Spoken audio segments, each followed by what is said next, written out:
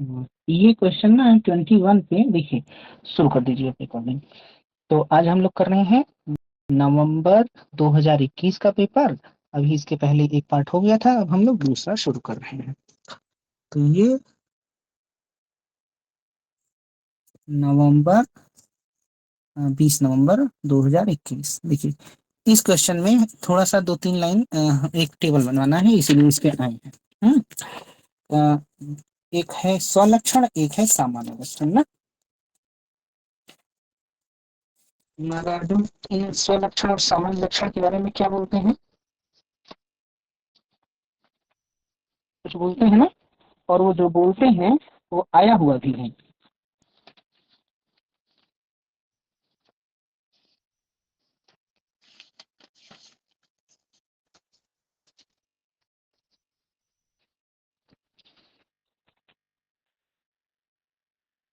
एक है समृद्धि, एक है परमार्थ, एक है फेनामेना, एक है न्यूमेना।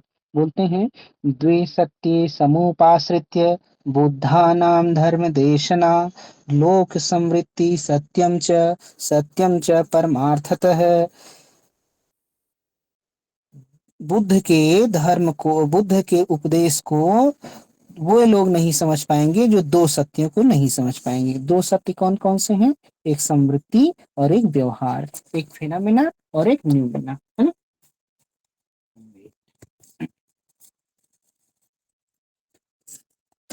तो देखिए, एक टेबल बना लीजिए। एक तरफ लिखिए आप स्वलक्षण, एक तरफ लिखिए सामान्य लक्षण। ये स्वलक्षण और ये सामान्य लक्षण, है ना।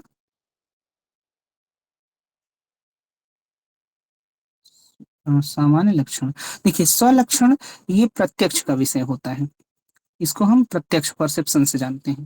सामान्य लक्षण को अनुमान से जानते हैं, बाई इन्फ्रेंस, अनुमान से जानते हैं। ये है वस्तु का निजी स्वरूप। स्वलक्षण थिंग इन इटसेल्फ है, वस्तु का निजी स्वरूप थिंग इन इटसेल्फ है, वस्तु का निजी स्वरूप।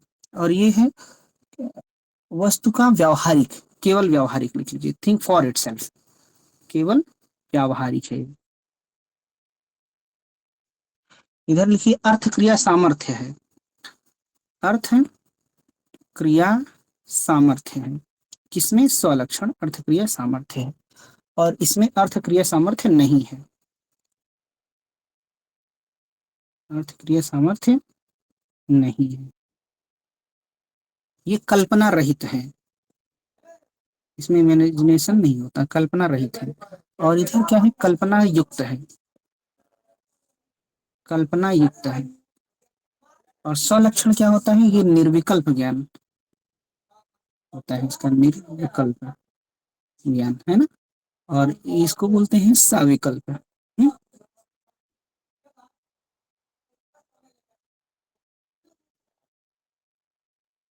ये समृद्धि है, समृद्धि है, और ये व्यवहार है। ये न्यूमेना है, ये फिनोमेना है, न्यूमेना है, ये फिनोमेना है। चलिए,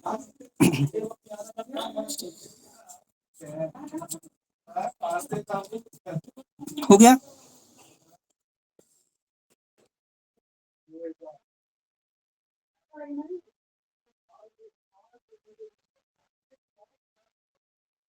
अब एक देखिए, सर नागार्जुन सर ने हाँ, सर क्या? संवृत्ति, सर संवृत्ति को इंग्लिश में क्या बोलेंगे?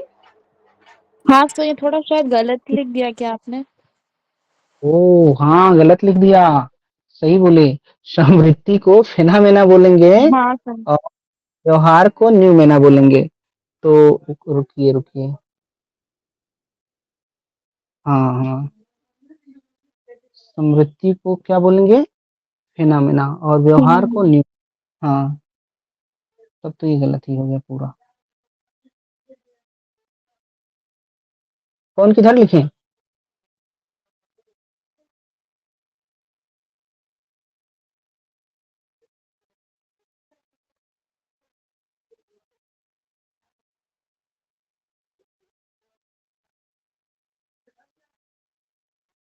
एक सेकंड ना, समृद्धि या व्यवहार एक ही बात है, ओ सॉरी, समृद्धि या व्यवहार एक ही बात है ना। इसको परमार्थ बोलते हैं। ठीक, समृद्धि इधर लिखना है, ये सामान्य लक्षण समृद्धि है, समृद्धि है। ठीक है, ये इसको बोलते हैं फिनोमेना। अब ठीक है, और इसको बोलते हैं परमार्थ, इसको बोलते हैं निम्न। ठीक, अब सही है, वेरी गुड, थैंक यू। समृद्धि और व्यवहार, अब सही है ना? जी सर। हाँ हाँ, बता दिया करिए, कभी कभी ध्यान भटक जाता है। तो आगे बढ़ते हैं, हम लोग कहाँ तक कर लिए थे? हम लोग कर लिए थे 26 करना था। धर्म के उद्गम के संबंध में विवेकानंद का विचार निम्नलिखित में से कौन है? Which one of the following is view of Vivekananda with regard to the origin of religion? तो देखिए, ओनली इन एंसेस्टर वर्शिप, केवल पूर्वज पूजा में। हमारे अंदर धर्म कैसे आया? हमारे पूर्वज पूजा करते थे ना, तब धर्म की बात आई, धर्म की उत्पत्ति हुई, केवल पूजा करने से नहीं। ओनली इन नेचर वर्शिप, केवल प्रकृति पूजा से ना, प्रकृति पूजा मतलब वृक्षों की पूजा ना, पहाड़ों की पूजा, नदियों की पूजा, केवल इससे नहीं। देखिए, the struggle of transcendent the limitation of the sense, इंद्रियातीत होने के लिए संघर्ष। तो हमारे अंदर धर्म की उत्पत्ति कैसे हुई? विवेकानंद के अनुसार धर्म की उत्पत्ति किसी भय या पूर्वजों की या प्रकृति पूजा से नहीं हुई है। हमारे जो धर्म की उत्पत्ति हुई है वो मनुष्य की इंद्रियगत सीमाओं, जो हमारी सेंसिटिव मतलब जो हमारी सीमा है, इंद्रियों से जानने की सीमा ना, इंद्रियगत सीमाओं को पार करने की आध्यात्मिक जिज्ञासा से हुई है, स्पिरिचुअल क्यूरियोसिटी से हुई है ना। तो इसीलिए इसका आंसर थर्ड हो जाएगा। Yes, Vivekanand believed that religion originate from the inner spiritual urge from humans. The struggle go to beyond the sense and reach the infinite or the divine reality. जब हम डिवाइन रियलिटी को जानना चाहते हैं तब धर्म की उत्पत्ति होती है। तो आंसर थर्ड हो जाएगा ना। यस, इसीलिए इसमें ये कहते हैं कि इंसान जब बहुत सारे विचार, जैसे हम धर्म का उद्गम ही देखें कि धर्म का उद्गम कैसे होता है, तो सबसे पहले हम ये देखते हैं कि आदिमानव जो था उनकी पूजा करने लगा, जो जिसको वो अपने से ज्यादा पावरफुल मानता था। यानी जब उसने देखा कि बारिश है, गड़गड़ाहट है बिजली की, और पानी है बहुत जोर से गिरता है, या सूरज है, ये सारी चीजें जो हैं ये प्रकृति में ज्यादा पावरफुल हैं, तो वो पहले इसकी पूजा करने लगा। फिर इनके बारे में वो ढूंढते ढूंढते एक ऐसे स्टेज पर पहुंचा जहां पर उसको कोई जवाब ही नहीं मिल रहा था। अब जब वो जब उसको जवाब मिलने बंद हो गए, तो वो इसको कैसा मानने लगा? ट्रांसेंडेंटल मानने लगा, यानी इंद्रियातीत मानने लगा। तो वहां पर फिर वो जानना चाहा कि ये जो इंद्रियातीत है ये क्या है, और इसी की तलाश असल में आध्यात्मिकता में बदल गई। यही चीज कहते हैं कि हम अपने इंद्रियों से परे जाने की जो हमारी एक लालसा है ना, वो कहीं ना कहीं हमको धार्मिक बना देती है। और बहुत बढ़िया। आंतरिक पक्ष में आता है शायद, ये बाह्य पक्ष और आंतरिक पक्ष दो वो बात करते हैं, तो फिर वो आंतरिक पक्ष की जब बात करते हैं तो उसमें इस चीज का वो उल्लेख करते हैं। हाँ, तो ठीक है, कोई कस्तूरी यही पूछ रहे थे ना, कुछ क्लियर हुआ क्या? Yes sir. तो आगे बढ़ते हैं ना। ठीक, ये देखिए, गांधी द्वारा सत्याग्रह किन रूपों में का समर्थन किया गया? Which of the following forms of satyagraha are advocated by Gandhi? देखिए, पहला क्या है? पहला है disobedience, indirect action and non cooperation. तो हम लोग देखते हैं इसमें क्या आंसर हो सकता है ना। पहला ही है, मतलब अवज्ञा, परोक्ष कार्रवाई, direct action and non cooperation. दूसरा क्या है? Disobedience, direct cooperation and direct action. तो डायरेक्ट एक्शन नहीं है, इसका पहला ही है। हाँ, नहीं नहीं, गलत है। कौन सा होगा? Disobedience, direct action, non cooperation, third होगा ना। डायरेक्ट एक्शन, जी सर। Yes sir. अवज्ञा, प्रत्यक्ष कार्रवाई और असहयोग। ये अवज्ञा, जैसे जब गांधी जी ने जो पहला आंदोलन किया है ना, सभी ने अवज्ञा आंदोलन 1920 में, 1920 में, तो उसमें डिसओबीडियंस ना, अवज्ञा, सभी ने अवज्ञा आंदोलन की बात हुई। फिर नॉन कोऑपरेशन, असहयोग आंदोलन। असहयोग आंदोलन कब किया? 1930 ना, असहयोग आंदोलन। फिर लास्ट में क्विट इंडिया मूवमेंट, भारत छोड़ो आंदोलन, उसमें डायरेक्ट एक्शन की बात की गई, डू और डाई की बात की गई, करो या करेंगे या मर जाएंगे, है ना। तो इसका तीसरा आंसर होगा।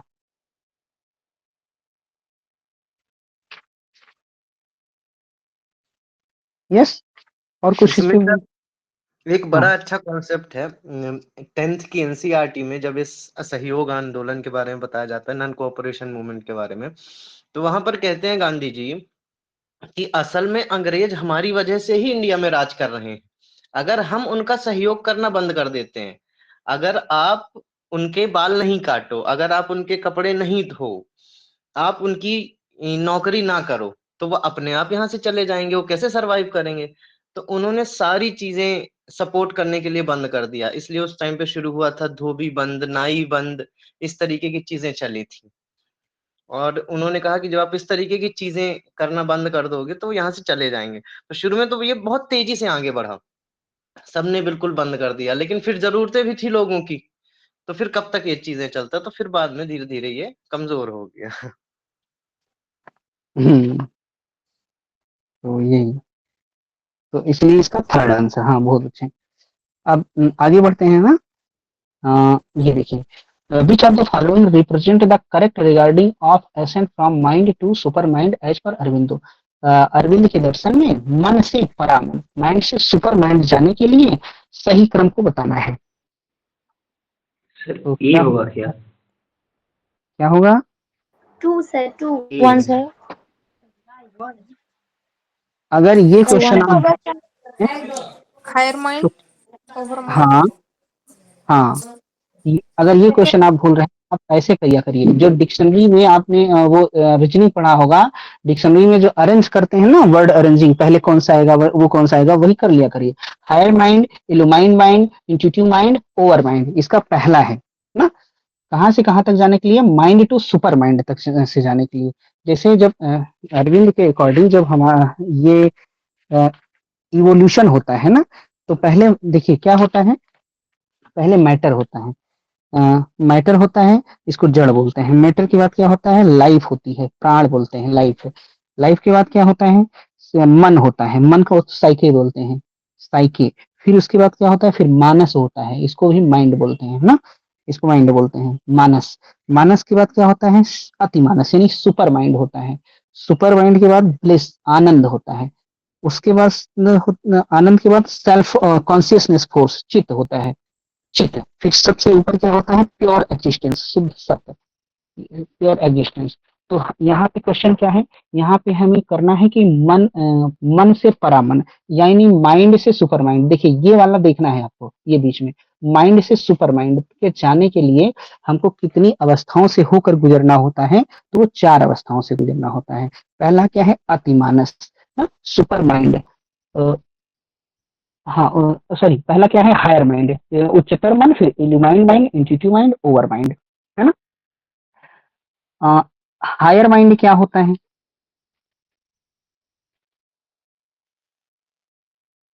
हायर माइंड होता है उच्चतर मानस का यह हमारी मानसिक अवधारणात्मक क्षमता का आध्यात्मिक आधार है।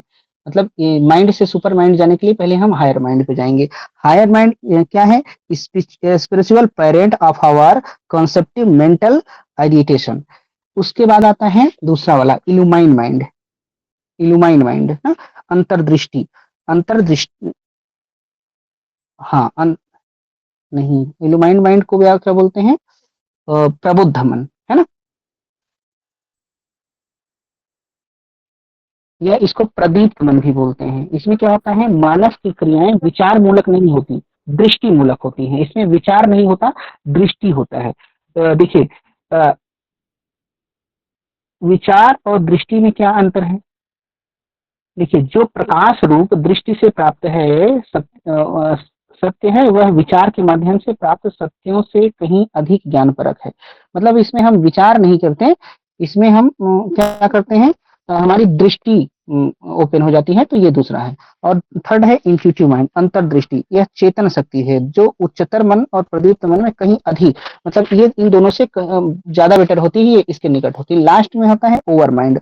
ओवर माइंड इसको कहते हैं अतिमन, इसको विश्वव्यापी चेतना भी कहते हैं, व्यापक मानस भी कहते हैं ना, इसका ही नाम है। ओवर माइंड आपको याद रखना है।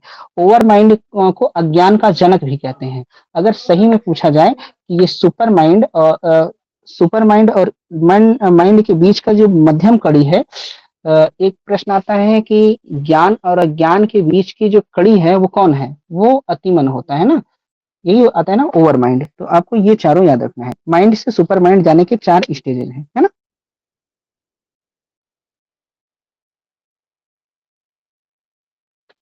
चलिए आगे बढ़ते हैं।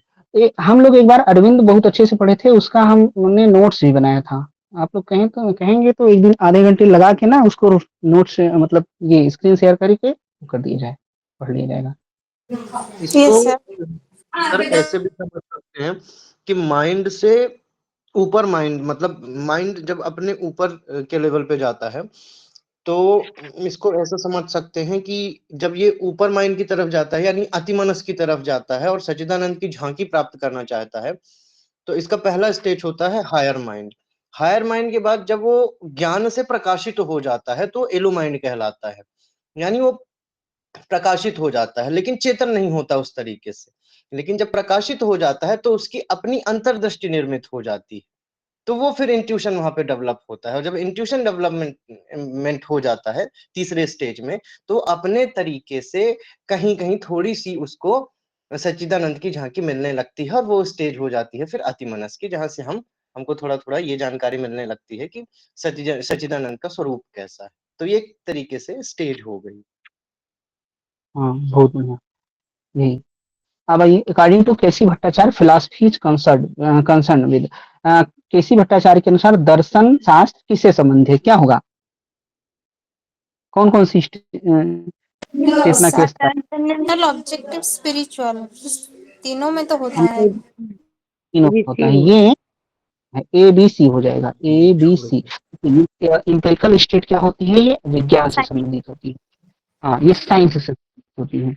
और विज्ञान क्या होता है, विज्ञान में हम लोगों ने देखा कि इसमें अर्थ निर्देश होता है, अर्थ निर्देश में मीनिंग होती है। बल्कि दर्शन के निर्णयों में क्या तात्पर्य संकेत होता है, सिग्निफिकेंस होता है। विज्ञान के निर्णय क्या है, शाब्दिक है, तथ्यात्मक है, फैक्चुअल है। जबकि दर्शन के निर्णय क्या है, प्रतीकात्मक है, सिंबॉलिक है ना। विज्ञान स्वतः, फिलॉसफी क्या है, स्वतः स्पष्ट का जो सेल्फ एविडेंट होते हैं ना, उसके बारे में कोई सूचना नहीं होती, सूचना तो साइंस के निर्णय में होती है। तो आंसर हो जाएगा ए बी सी ना। Spiritual, objective, transcendental. अब देखिए इसमें स्पिरिचुअल को क्या बोलते हैं, इसमें 3 है, तो 3 से 3, हाँ, सब्जेक्टिव या स्पिरिचुअल भी बोलते हैं, विषयी परक या आत्मनिष्ठ। इससे फिलॉसफी ऑफ, कौन सी फिलॉसफी इससे बनती है, देखिए फिलॉसफी ऑफ सब्जेक्ट है ना, इसे philosophy, sorry, philosophy of object इसे होता है। और जो आत्म का दर्शन होता है, नहीं उल्टा हो गया क्या, जो ऑब्जेक्टिव स्टेट, हाँ, उसे फिलॉसफी ऑफ है। इसके 2 पार्ट होते हैं, लॉजिक और मेटाफिजिक्स। इसके 2 पार्ट हो जाते हैं, लॉजिक और मेटाफिजिक्स। ये ऑब्जेक्टिव कॉन्शियसनेस, इससे फिलॉसफी ऑफ ऑब्जेक्ट बनती है। और स्पिरिचुअल कॉन्शियसनेस है, इससे फिलॉसफी ऑफ स्पिरिट, आत्म का दर्शन। और लास्ट वाला जो है ट्रांसेंडेंटल कॉन्शियसनेस, इससे फिलॉसफी ऑफ ट्रूथ, सत्य का दर्शन होता है ना। तो आइए आगे बढ़ते हैं। आंसर हो जाएगा ए बी सी। देखिए, intuition is an unanalysable unity, अंतः प्रज्ञा एक अविश्लेषणीय ऐक्य है। तो किसके रेफरेंस में बताना है, कहीं दिया है, नहीं दिया है, इकबाल। इकबाल। इकबाल सर। इकबाल, हाँ, यस यस, इकबाल के दर्शन में देखिए, अंतर प्रज्ञा को हम एनालिसिस नहीं कर सकते, उसका विश्लेषण नहीं कर सकते ना, अनएनालाइजेबल यूनिटी है, ठीक है। क्यों क्यों नहीं कर सकते, कि in intuition the knower becomes one with the known and thereby realize it. अंतर प्रज्ञा में ज्ञाता ज्ञात के साथ एक हो जाता है, और इसके द्वारा अनुभव करता है। तो ये भी सही है, इसीलिए हम एक हो जाते हैं। जो जानता है वही जानने वाला भी हो, जिसको जानना है वही जानने वाला भी हो जाता है। तो हम इसको विश्लेषण नहीं कर सकते, इसको किसी को बता नहीं सकते। तो आंसर क्या हो जाएगा? आंसर सभी हो जाएगा, मतलब दोनों सही है, एक्सप्लेनेशन है, फर्स्ट होगा ना। देखिए, हाँ। हाँ। और इकबाल ईश्वर के संदर्भ में जितने प्रमाण दिए गए हैं सभी प्रमाणों का खंडन करते हैं। इकबाल सभी प्रमाणों का खंडन करते हैं, कहते हैं ईश्वर को ये तर्क के माध्यम से नहीं जाना जा सकता, फिर ईश्वर को हम बाई इंट्यूशन जान सकते हैं, अंतः प्रज्ञा से जान सकते हैं। ठीक, अंतः प्रज्ञा, जैसे कांट ने सभी प्रमाणों का खंडन किया और बताया कि ईश्वर को जानने के लिए एथिकल आर्ग्यूमेंट जो दिया ना, तो एथिकल भी दिया था, नैतिक युक्ति, मोरल आर्ग्यूमेंट, हाँ, कांट ने मोरल आर्ग्यूमेंट दिया था। तो वो कांट के लिए मोरल आर्ग्यूमेंट से हम से इंडिकेट किया जा सकता है इनके लिए अंतः प्रज्ञा से, और कोई वो नहीं है। और एस आर के सर्वपल्ली राधाकृष्णन कई सारे प्रमाण देते हैं, कहते हैं कि बौद्धिक प्रमाणों से नहीं जाना जा सकता, लेकिन क्या है कि हम फिर भी देते हैं, क्योंकि सभी को अंतः प्रज्ञा नहीं होती, सभी नहीं समझते। तो ये भी अंतः प्रज्ञा की बात करते हैं, लेकिन दिए गए आर्ग्यूमेंट, ये भी आर्ग्यूमेंट देते हैं और मानते भी हैं। लेकिन सर्वपल्ली राधाकृष्णन के दर्शन में जो टेलियोलॉजिकल आर्ग्यूमेंट है, प्रयोजन मूलक युक्ति है, वो ज्यादा महत्वपूर्ण है ना।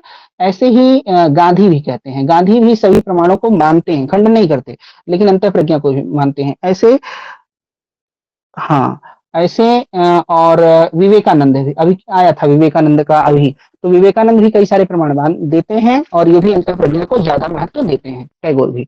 तो आंसर फिलहाल पहला हो जाएगा ना। क्या लिखे हैं सुजय? हाँ हाँ, बोलिए।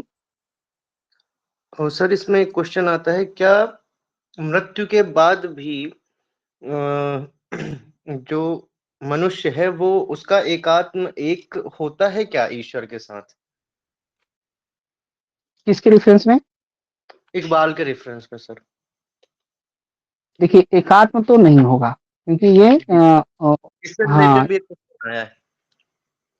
हाँ, ये एक आया है, एक किसी का नाम दिया था उस टाइम पे, वहां पे ना, उनके लिए वो अद्वैतवादी विचारधारा के हैं, मतलब वो मानते हैं, उनका नाम अभी याद नहीं आ रहा ना, लेकिन ये इकबाल उससे सहमत नहीं है, ये मोनिस्टिक वननेस को नहीं मानते, मतलब हम और ईश्वर एक नहीं हो जाएंगे।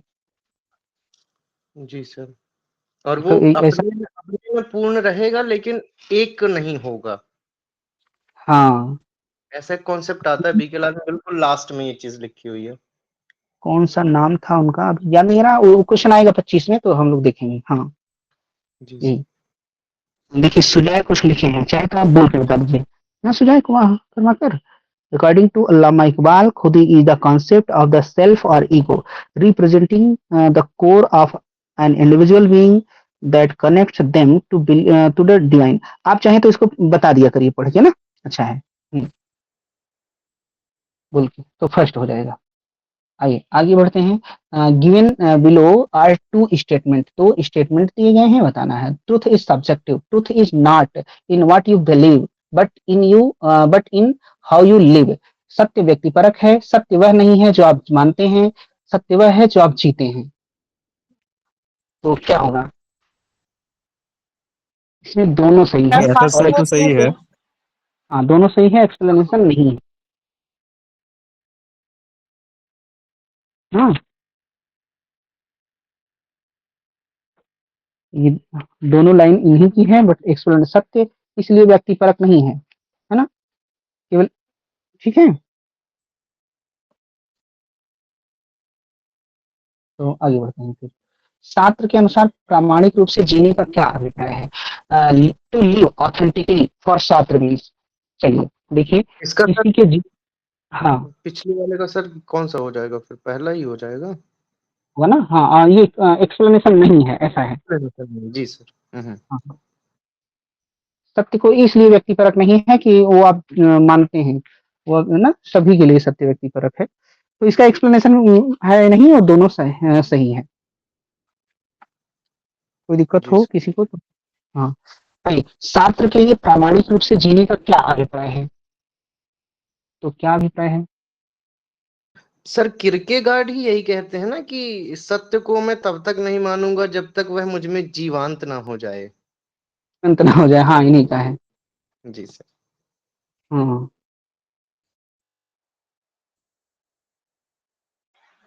तो फ्री होगा क्या आंसर? हाँ, आंसर छात्र का ये थर्ड होगा। थर्ड क्या है? To make choice intentionally about one's life and one's future, किसी के जीवन और किसी के भविष्य के बारे में सोद्देश्य विकल्प चुनना, यही है। तो देखा जाए क्यों होगा। देखिए, शास्त्र के अनुसार प्रामाणिक रूप से जीने का क्या मतलब है। शास्त्र के दर्शन में हम देखे हैं कि ये निरीश्वरवादी है ना। इनके दर्शन में ईश्वर का कोई सहारा नहीं है। फिर क्या है? एकाकीपन की चेतना है। जब हमें कोई सहारा नहीं है, मतलब ना, तो हमें स्वतंत्रता का बोध होता है, हमें दायित्व बोध होता है। जो कुछ करते हैं उसके रिस्पॉन्सिबल हम हैं, तो हमारे अंदर कुछ डिस्पोजिशंस उत्पन्न होती हैं, कुछ स्ववृत्तियां पैदा होती हैं ना। डिस्पोजिशंस तो कौन कौन सी स्ववृत्तियां हैं वो आप जान लीजिए। देखिए, DISPOSITIONS, हमारे अंदर कुछ स्ववृत्तियां पैदा होती हैं। कैसी स्ववृत्तियां पैदा होती हैं? पहली बोलते हैं कि नौसिया, नौसिया यानी गुस्सा या मचलाहट पैदा होती है। ये क्या होता है? NAUSEA, yes. कुछ कुत्सा या मचलाहट पैदा होती है। इसमें क्या शास्त्र कहते हैं? शास्त्र कहते हैं कि देखिए, हम भौतिक घेरे में बंधे हैं, और हम अगर कुछ करना चाहें तो ये भौतिक चीजें अ, हमारे मार्ग को रोकती हैं। मानवीय स्वतंत्रता पर अचेतन तत्वों का अवरोध हो जाता है। तो ये होती है नौत्सिया। तो हमारे अंदर क्या होता है? मचलाहट पैदा होती है, कुत्सा पैदा होती है। जैसे जैसे एक दो दो बाप बेटे थे, एक गाय पकड़ के ले जा रहे थे।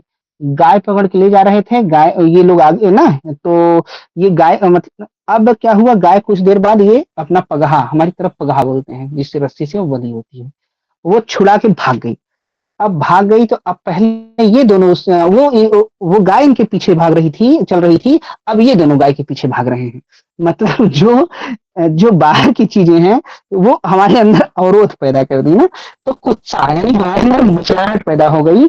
जो हमारे हमारे बाहर की चीजें हैं वो हमें उद्देश्य तक पहुंचने में रोक रही हैं, हम बहुत भौतिक घेरे में हैं। तो ये पहला हो गया कुत्सा, ठीक है। आइए, दूसरा क्या है? दूसरा है एंजाइटी, परिताप, चिंता। इसको बोलते हैं एंजाइटी या एंग्विश।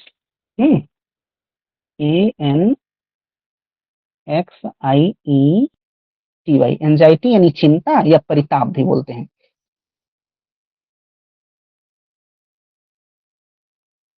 हाँ, आ, इसमें क्या होता है? शास्त्र कहते हैं कि इस चिंता का मूल कारण क्या है? मानवीय स्वतंत्रता है ना। जब हम स्वतंत्र हैं तो हमारे अंदर दायित्व बोध होता है, और यह हमें एक भार के रूप में प्रतीत होता है। तो हमारे अंदर क्या चिंता पैदा होती है? तेरी पीड़ा मेरी पीड़ा, मेरे भावों की अभिव्यक्ति यही, तेरे भावों को धोखा दूं ऐसा मेरा व्यक्तित्व नहीं। तो उनको यही लगने लगता है इसमें, इसको शास्त्र को चिंता हो जाती है ना, परिताप होना, अनभिज्ञता एक जन्म देती है। तो ये दूसरी डिस्पोजिशन, दूसरी स्ववृत्ति हो गई। तीसरा है फॉरलोरनेस, यानी स्ववृत्ति, निरावलंबता या असहायता। असहाय महसूस करने लगते हैं, हमारा कोई सहारा नहीं बचता ना। अ, जो जो परंपरा के मूल्य हैं वो भी मतलब वो भी हम नहीं मानते, तो ईश्वर को भी हम नहीं मानते। तो हम असहाय खुद को महसूस करने लगते हैं। तो हम ये एक स्ववृत्ति है। अगला है, एक स्ववृत्ति है, क्या है? एक अगला है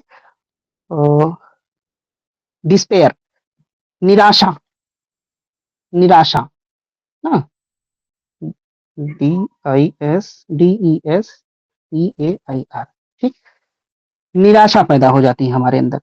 अ, देखिए, शास्त्र कहते हैं मानवीय अस्तित्व की विडंबना यह है कि हमारे निर्णय हमारी, मतलब जो चीज संभव होती है उसी के अनुसार निर्णय लेते हैं। लेकिन कभी कभी हमारी योजनाएं हमारे हम जो मान के चलते हैं ऐसा नहीं होता है। हाँ, हमारे निर्णय संभावनाओं से संबंधित हो सकते हैं, लेकिन उसमें अनिश्चितता होती है कि हम जैसा सोच रहे हैं जरूरी नहीं वैसा ही हो, तो हमारे अंदर निराशा उत्पन्न होती है ना। तो अब ये सारे स्ववृत्तियां हैं। छात्र कहते हैं कि ये एक्चुअली में क्या है ना, ये निराशा की बात नहीं है। ये होना छात्र इसमें क्या देखते हैं, इन्हीं अनुभूतियों से छात्र कहते हैं कि जब ये अनुभूतियां हमारे अंदर होती हैं तो हमारा मानवीय रूप निखर के आता है। हमारे अंदर की जो मतलब व्यक्तित्व है, मानवीयता है, वो बाहर निकल करके आती है। तो यही मनुष्य की प्रामाणिकता है, यही ऑथेंसिटी है ना। तो छात्र क्या कहते हैं, जीवन है अगर जहर तो पीना ही पड़ेगा, वही वाला ना। ये है तो ठीक है, इनको मान के चलो, यही आपको बाहर मतलब यही आपको निखारेंगे। तो क्या हो जाएगा, तीसरा आंसर हो जाएगा। नौसिया नाम से इनकी सर बुक भी है ना? हाँ हाँ, इनकी नौशिया नाम से बुक भी है। एक इनकी किताब मतलब इनकी बहुत सारी किताबें हैं। एक नो एग्जिट ऐसे करके भी है, नो नो एग्जिट। और अच्छा, एक किताब और है इनकी, मतलब इनकी नहीं, हम पूछ रहे हैं कि किसकी है, बताइए। क्रिटिक ऑफ डायलेक्टिकल मेथड, ये किताब किसकी है? Critic of dialectical method.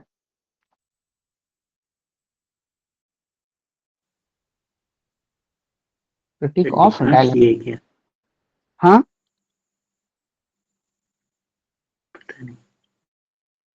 ये भी छात्र की ही है ना, ये भी छात्र की है, क्रिटिक ऑफ डायलेक्टिकल मेथड। लगता है ना क्रिटिक आ गया तो उनका हो जाएगा, नहीं नहीं क्या है ना, 1960 में। द्वंद्वात्मक विधि होगा ना सर इसका हिंदी? इसका हिंदी डायलेक्टिकल मेथड का। हाँ हाँ, द्वंद्वात्मक विधि, हाँ हाँ हाँ, द्वंद्वात्मक विधि होगा, सही बात। सर ये एक बार पूछा जा चुका है एग्जाम में?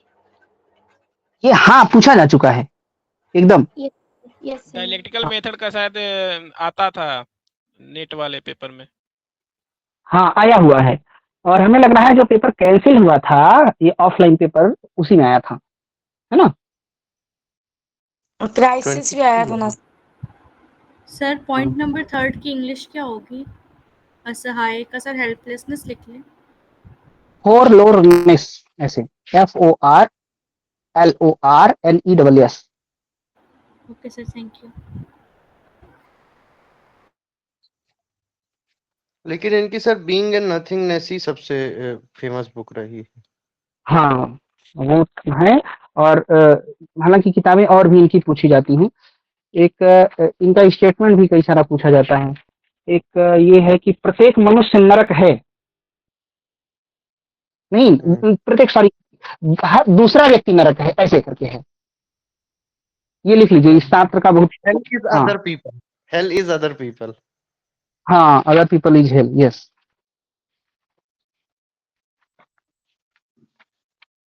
क्योंकि हम उनके नजर से अपनी पर्सनैलिटी को डेवलप करते हैं ये रीजन है। और हम अपनी जो हाँ मेन हमारी जो सब्जेक्टिविटी है वो खो जाती है। हाँ, ये यही। बहुत आइडेंटिटी पे बहुत जोर दिए थे, और इन्होंने कहा था कि इनको जब नोबेल प्राइज दिया गया था लिटरेचर के लिए तो इन्होंने मना कर दिया था, और इन्होंने कहा था कि किसी इंस्टीट्यूशन से जुड़ना मतलब वो इंस्टीट्यूशन हो जाना, और जब आप इंस्टीट्यूशन से जुड़ जाओगे तो आप अपनी सब्जेक्टिविटी खो के उनके साथ उनके जैसा व्यवहार करने लगोगे, तो आपकी इंडिविजुअलिटी खत्म हो जाएगी। इसलिए बोलते हैं कि हेल इज अदर पीपल। हाँ, अदर पीपल इज हेल, हाँ यही बोलते हैं। नो एग्जिट, ये इनका एक नॉवेल है, उपन्यास है, नहीं नाटक है। तो इसी में बताते हैं कि कुछ लोग एक कमरे में बंद हैं और वे एक दूसरे से झगड़ते हैं, और कमरे में बंद हैं, लड़ाई करते हैं। तो बाद में थक जाते, बाद में इस कंक्लूजन पे पहुंचते हैं कि दूसरों के साथ रहना एक अभिशाप है। तो यानी दूसरों के नजरिए से खुद को देखना भी, तो उसी में ये आता है कि अदर पीपल इज हेल, एक दूसरा व्यक्ति नरक है। हाँ, तो अब चलते हैं हाइडेगर के पास। हाइडेगर के संदर्भ में कथनों पर विचार कीजिए। Inner most nature of human being is carrying, मनुष्य की आंतरिक प्रवृत्ति दूसरों का ध्यान रखने की है। मनुष्य अनिवार्यतः कालिक होते हैं। Human beings are essentially temporal beings. मानव सोच की कालिकता भावातिरेकी है। The temporal of human thinking is static. चलिए,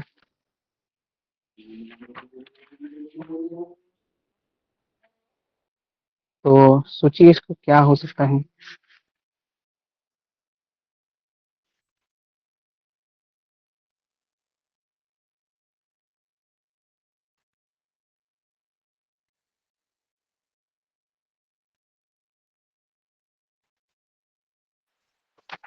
सर इसका केयरिंग के आंसर बारे में तो बोला था। क्या? सर फर्स्ट तो सही है। सर ये बी और ठीक है। सही है। हाँ, तीनों सही है। एक बार प्रश्न आया था फरवरी 2023 में, human being is essentially a forward projecting creature. मनुष्य अग्र प्रक्षेपित प्राणी है।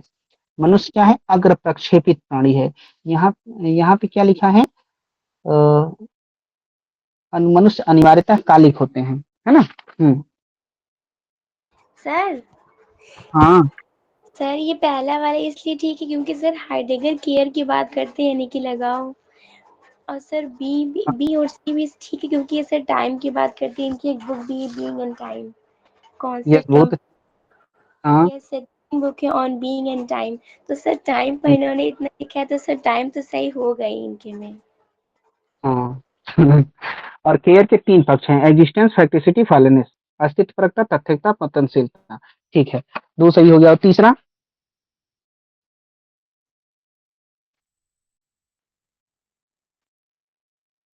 मनुष्य की सोच भावातिरेकी होती है ना, स्टैटिक होती है, तो ये भी सही है ना।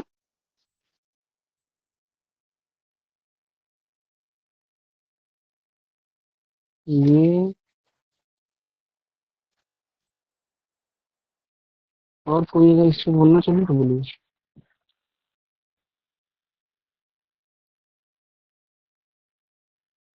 हम आपको बताएंगे कालिकता हाइडेगर की किसी टाइम, अभी ध्यान नहीं आ रहा है। किस टाइम बताएंगे ना क्या क्या है इसमें, क्या बोलते हैं। हम्म, तो चलते हैं आगे। यहाँ पे आंसर तीनों है।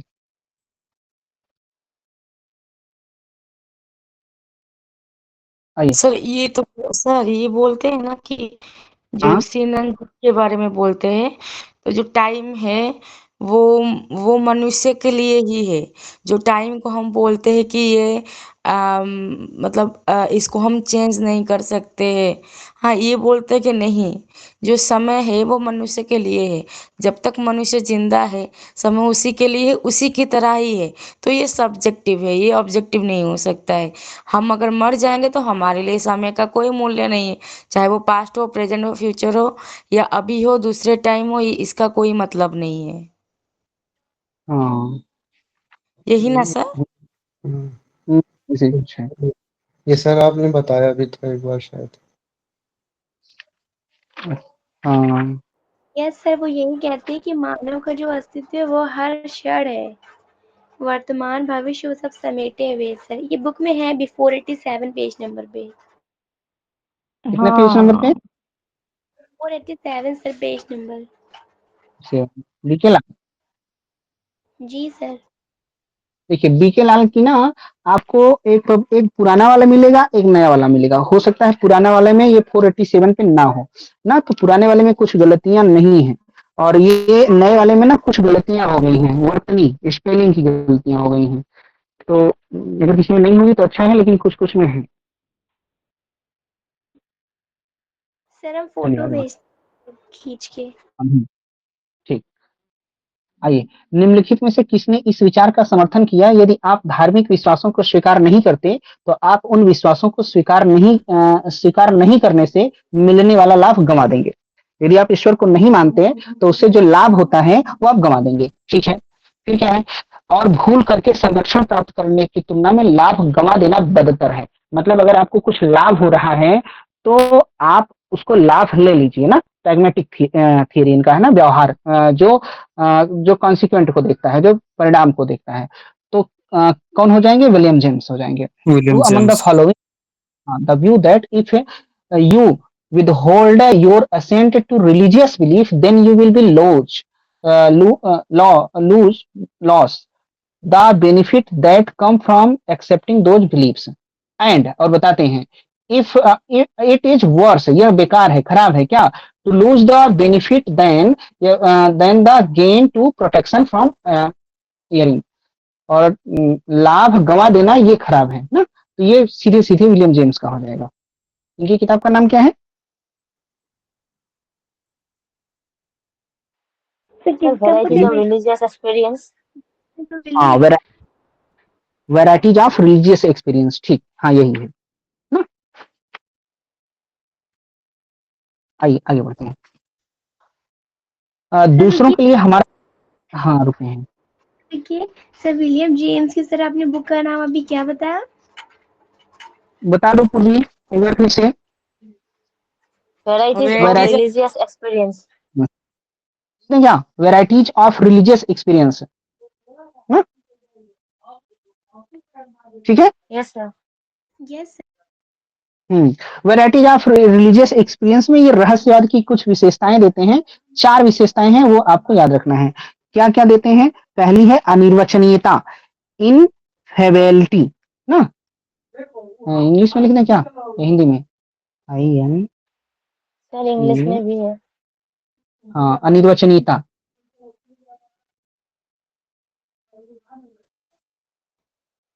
कहते हैं कि जो रहस्यवाद की पहली विशेषता है, वो उसको बोल के नहीं बताया जा सकता ना। रही मन बात अगम्य की, कहन सुनन की नाही, कहने सुनने की बात नहीं है। जो जानत सो कहत नहीं, कहत सो जानत नहीं। जो कहता है वो जानता नहीं, और जो जानता है वो कहेगा नहीं, है ना। दूसरा जो बताते हैं वो है बौद्धिकता, नोएटिक क्वालिटी,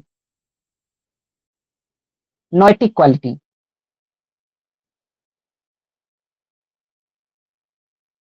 बौद्धिकता, ये इसमें रहस्यानुभूति भले से है, इसमें तर्क अनावश्यक है, ऐसा नहीं है।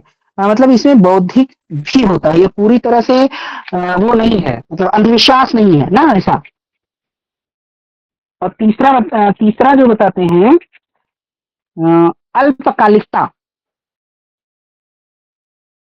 अल्पकालिकता, इसको बोलते हैं ट्रांजिएंसी, TRANSIENCY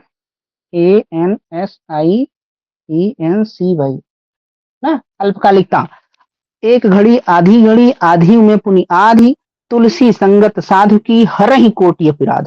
मतलब आप किसी से जन्म भर के लिए ऐसा जरूरी नहीं है, एक घड़ी के लिए मिले, मतलब एक घड़ी मतलब थोड़े समय के लिए, उसका आधे समय के लिए मिले, उसका भी आधे समय के लिए मिलिए, वही बहुत है।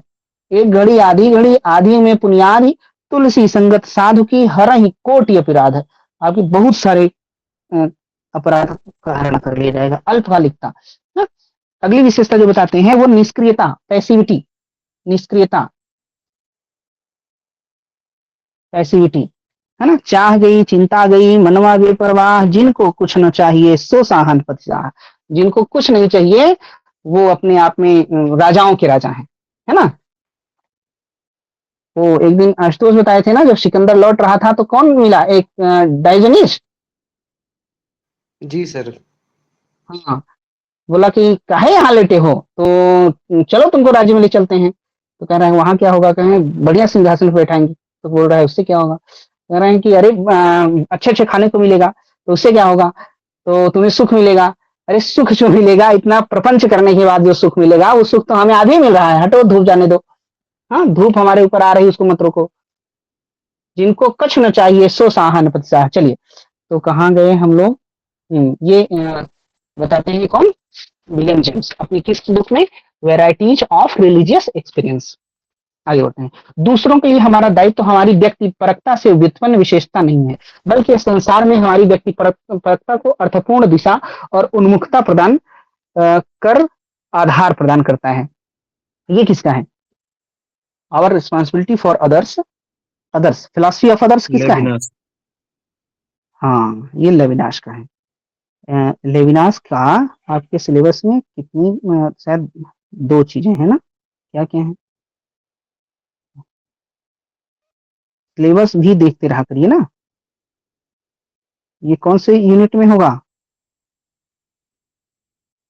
कंटेम्परेरी में होगी। नहीं sir, recent unit recent western philosophy unit number 6, Emmanuel Levinas का ethics as a first philosophy, और प्रथम के रूप में एथिक्स एज फर्स्ट फिलॉसफी, प्रथम के रूप में नैतिकता का दर्शन, और फिलॉसफी ऑफ अदर्स, ये 2 चीजें हैं। तो अदर ऐसा कुछ है तो आप जानते रहिए कि लेविनास का हो जाता है।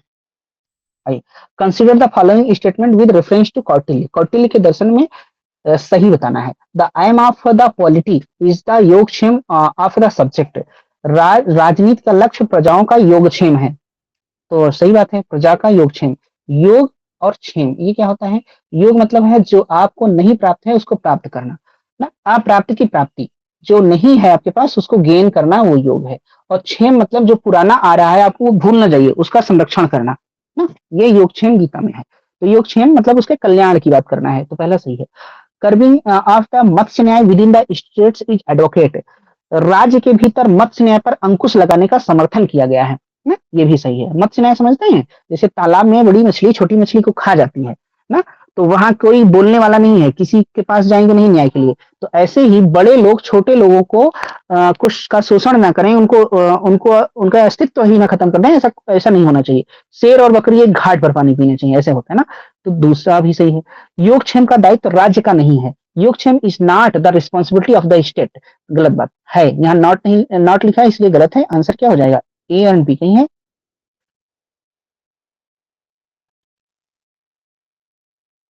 ठीक, ए बी।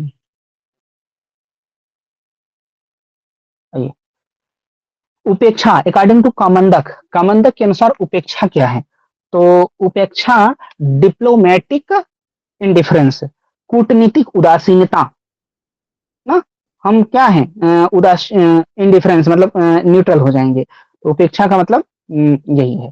देखिए, ये उपेक्षा को सद्गुण मानते हैं, उपेक्षा को सद्गुण भी मानते हैं कामंदक।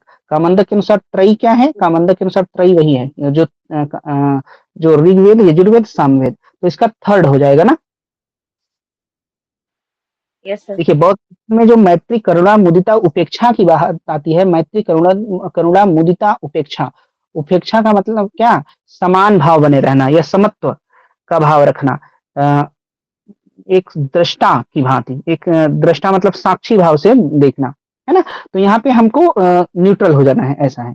आइए, सकारात्मक कार्रवाई के संदर्भ में क्या सही नहीं है? Which one of the following is not correct with reference of to affirmative action. Affirmative action को जो अपने यहाँ पे आरक्षण जो बोला जाता है, वहीं पे कुछ कंट्रीज में जैसे कनाडा में, यूएसए में उसको अफर्मेटिव एक्शन बोला जाता है। तो अफर्मेटिव एक्शन के संदर्भ में क्या सही नहीं है? देखिए, पढ़िए। परिभाषित वंचित समूहों के अवसरों का संवर्धन इसका उद्देश्य है। हाँ है।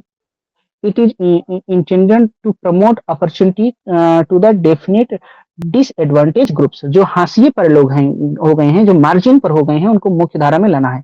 तो पहला सही है। दूसरा है, यह वंचित अल्पसंख्यकों को समानता प्रदान करता है ना। तो ये भी सही है।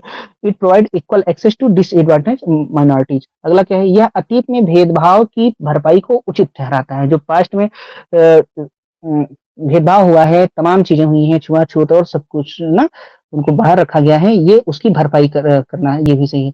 It does not support opportunity on the basis of race, gender and caste. देखिए, ये नॉट लिखा है इसलिए गलत हो जाएगा। यह नस्ल, लिंग और जात के आधार पर अवसर का समर्थन नहीं करता है ना। तो फोर्थ गलत है। ठीक। Which one of the following feminist theories argues for working within the structure to mainstream society to integrate women into that structure? कौन सा नारीवादी सिद्धांत महिलाओं को समाज की मुख्य धारा से समेकित करने हेतु इसी संरचना के भीतर कार्य करने की वकालत करता है? जैसा है वैसा ही बना रहना है। तो क्या होगा? समाजवादी। नहीं, उदारवादी होगा ना। उदार जो उदार है, लिबरल, लिबरल तो सर। लगता है जैसा है चल, है ना। ये सर समाजवादी। क्वेश्चन आ रहे हैं सर, क्वेश्चन नहीं समझ आ रहा है, बड़ा सा और अजीब से लिखा हुआ है सर। क्वेश्चन ये कह रहा है कि कौन सा नारीवादी सिद्धांत इस बात से सहमत है कि जैसा स्ट्रक्चर है ना वैसा ही स्ट्रक्चर रहेगा, इसी में थोड़ा बहुत सुधार कर दिया जाए ना, कुछ चेंज वेंज नहीं करना है, जैसा है वैसा ही रहने दिया जाए और इसी में सुधार कर दिया जाए। तो लिबरल फेमिनिज्म, उदारवादी, मैरी वोल्टन क्रॉफ्ट इसके थिंकर है ना, इनकी बुक का यस क्या सर। नाम एथिक्स वाला यूनिट से है क्या सर? ऑफ ये? वुमेन। हाँ ये sir the vindication of the rights of women. रुकिए सर, एक मिनट देख के बता रहे। 8th हाँ यूनिट का है ना? हाँ, हाँ क्या आशुतोष? 8th यूनिट का है ये। हाँ ये सोशल पॉलिटिकल का होगा। सही बताइए मरियम, कौन सी बुक फिर बोल दो, देख के बोल दो, तब तक देखते हैं। सोशलिस्ट फेमिनिज्म कौन आता है? हाँ सर यही बुक का नाम है, the vindication of the rights of women. The vindication of the rights of women, ठीक है, ये मैरी वोल्टन क्रॉफ्ट की बुक है। देखिए रेडिकल फेमिनिज्म, ये रेडिकल फेमिनिज्म क्यों कौन आती है? ये सिमोन दी बुआ आती है ना, सिमोन दी बुआ आती है, सिमोन दी बुआ। ये इनका एक है अस्पष्टता का नीति शास्त्र, एथिक्स ऑफ एम्बिगिटी है। ये कहती हैं इनकी किताब द सेकेंड सेक्स है, इनके कहती हैं कि औरतें पैदा नहीं होती बनाई जाती हैं, women's are not born but made, ठीक है, ये अतिवादी नारीवाद। और इको फेमिनिज्म में कौन आता है? इको फेमिनिज्म में कुछ नाम बताएंगे, इको फेमिनिज्म में कौन आता है? इको फेमिनिज्म क्या? हाँ सर एक वो भी है। क्या मरियम? सर एक वंदना शिवा भी है। मारिया मारिस, वंदना शिवा, मारिया मारिस ना, और भी लोग हैं। तो इको फेमिनिज्म में देखिए एक कल्चर होता है और एक नेचर होता है, संस्कृति और एक प्रकृति ना, संस्कृति और प्रकृति। संस्कृति मतलब क्या? पुरुष, और प्रकृति मतलब क्या? महिला। तो जैसे पुरुष महिलाओं पर अत्याचार करते हैं वैसे संस्कृति प्रकृति पर अत्याचार करती है। हमारी ऐसी संस्कृतियां हैं जो प्रकृति को नुकसान पहुंचाती है ना, तो ऐसे ही संस्कृति प्रकृति पर और प्रकृति सबको उत्पन्न करती है, महिला उत्पन्न करती है। तो इसलिए यहाँ पे इको फेमिनिज्म में ये आता है। सोशलिस्ट फेमिनिज्म में कौन आता है, याद है क्या? यस सर हमें पता है। सर चार्ल्स फ्यूरियर और फ्रेडरिक एंगल्स भी आते हैं। क्या? Charles फॉरियर, yes yes yes, Charles फॉरियर, हाँ सर शीला हाँ रोबाथा। हाँ।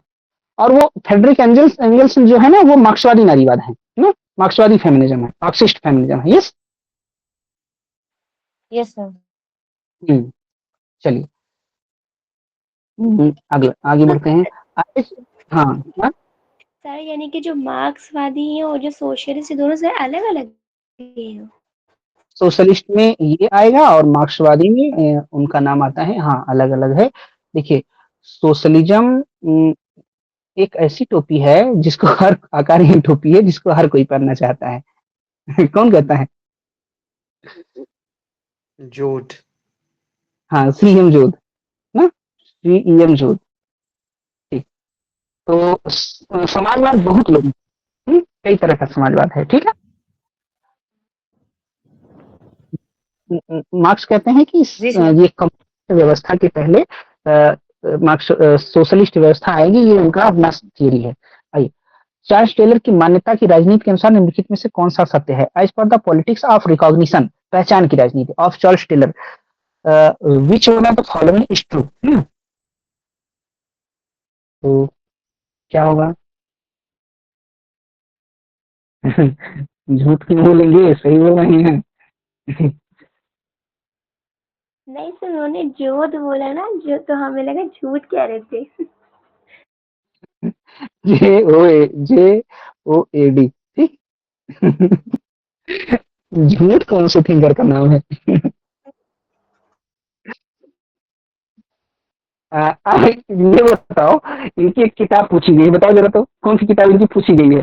चार्ल्स ये सीएम जोध की, इंडियन ये PYQ में, जिसको याद है बता दे।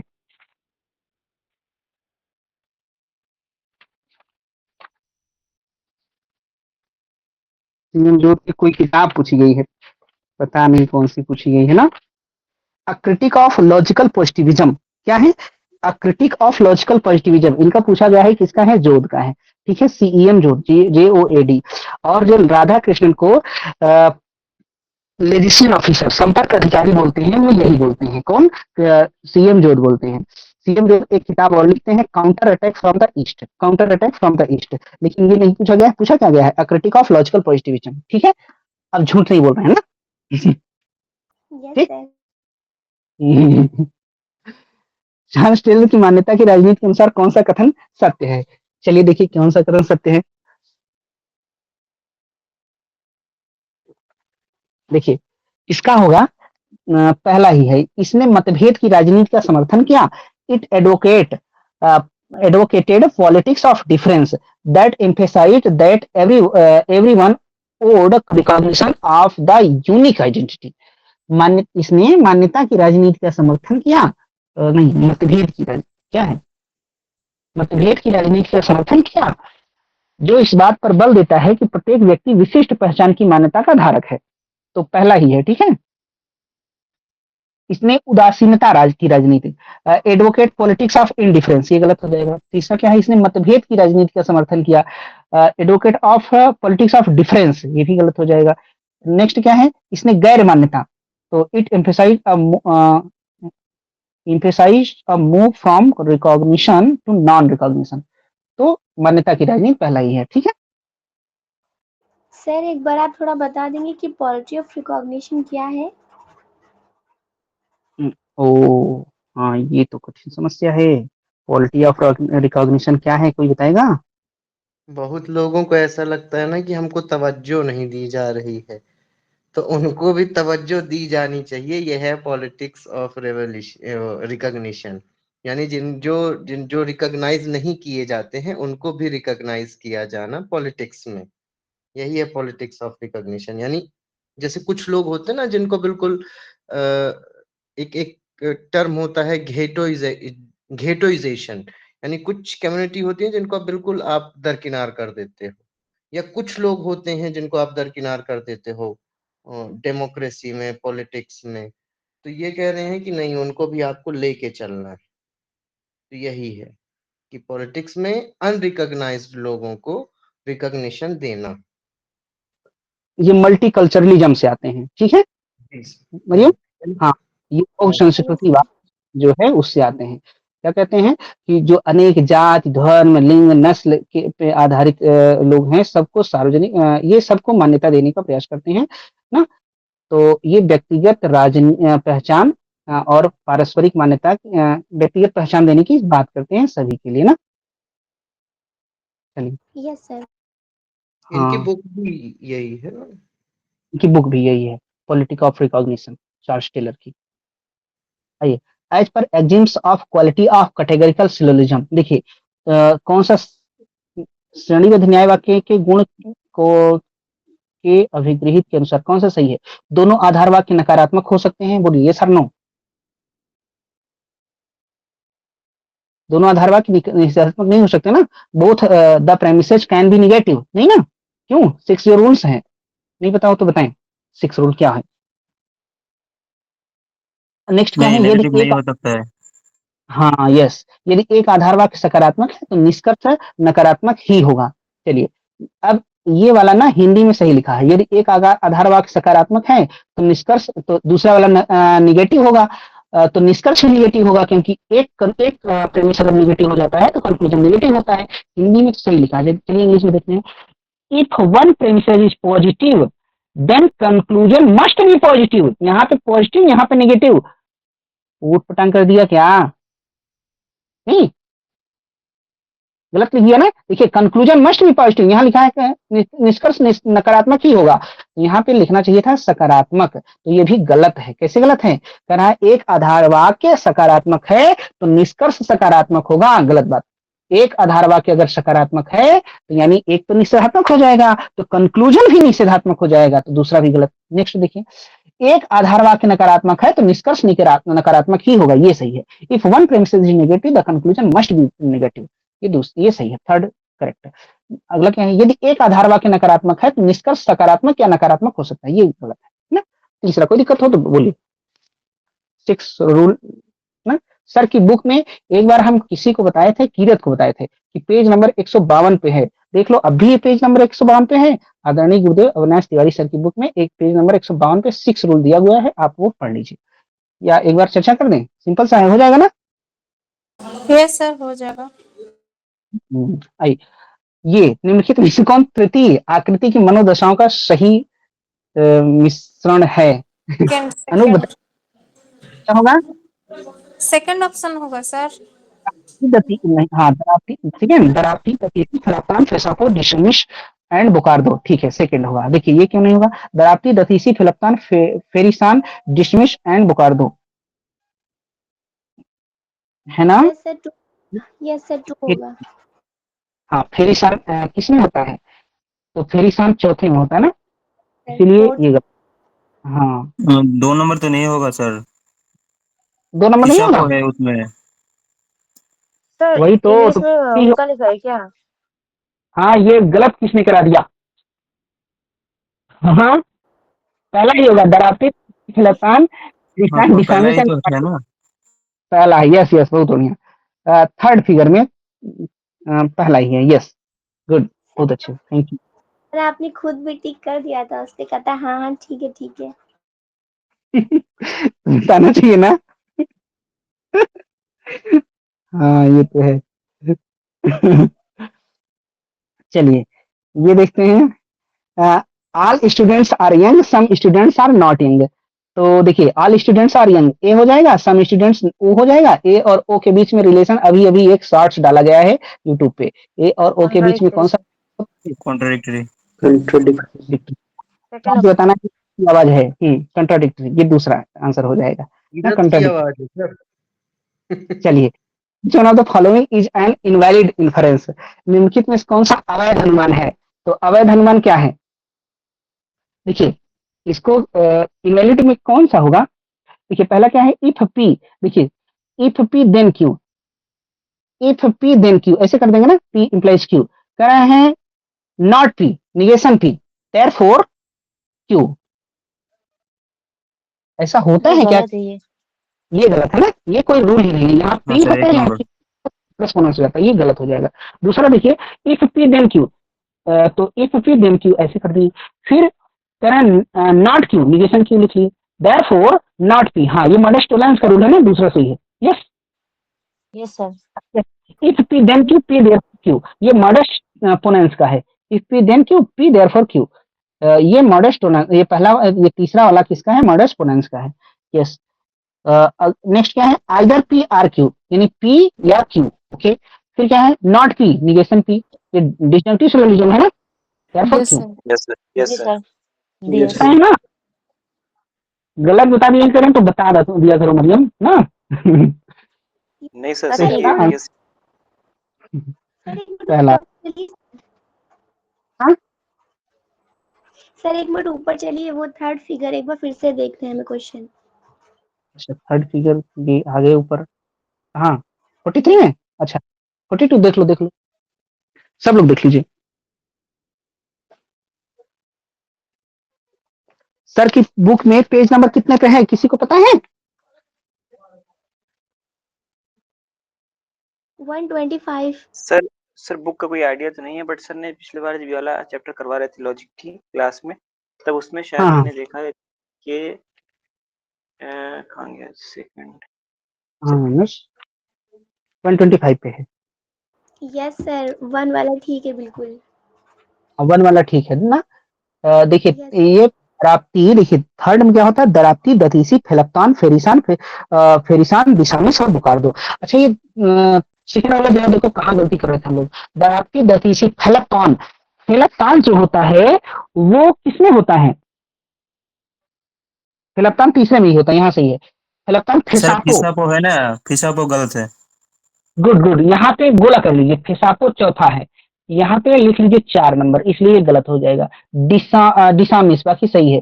और ये लास्ट में क्या था, बुकार्दो, बुकार्दो बाकी सही है। अब चलिए तीसरा देखते हैं क्यों गलत है। दराप्ती दतीसी फलप्तान फेरिसान डिसामिस बुकार्दो, तीसरा क्यों गलत है?